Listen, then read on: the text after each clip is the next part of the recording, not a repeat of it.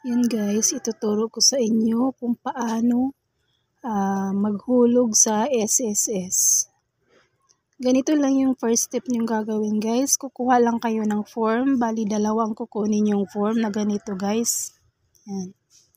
Tapos pag nakakuha na kayo ng form guys, yan, fill upan nyo tong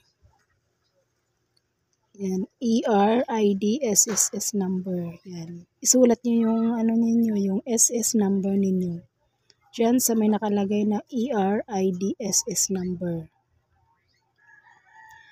Pagkatapos ninyong magsulat ng inyong ano guys, ID number sa SSS, ito naman ang isusulat niyo name. Kompleto yan guys. First name, middle name, and last name. Diyan sa my name nakasulat.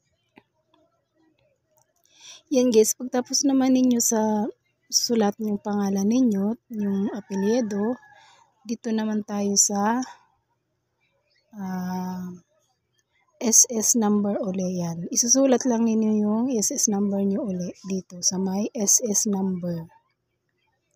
Yan guys. Pagkatapos ng SS number ninyo guys, isusulat naman ninyo yung inyong mobile number. Dito sa may nakasulat na mobile number. Yan guys. Ganyan lang ang mag-fill up ng ano ninyo pag naghulog kayo sa SSS. Tapos, pagkatapos ng mobile number guys, dito naman yung email address nyo. Kung anong email address nyo guys, susulat nyo dyan. Yan. Example guys, Juana de la Cruz 20@gmail.com. Yan. Example yun guys. Ganyan lang isusulat niyo yung inyong email. Yan. Dapat nyan isusulat niyo dyan sa email address. Pagkatapos naman guys, dito sa ano na guys, signature. Overprinted name. Susulat lang nyo nung complete name dito sa receive. Tapos sa taas naman yung pirma. Yan, dalawa yun guys. Signature overprinted name. Yan.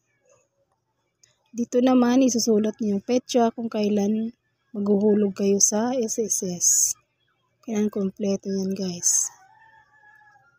Kung anong petsa, kung anong year.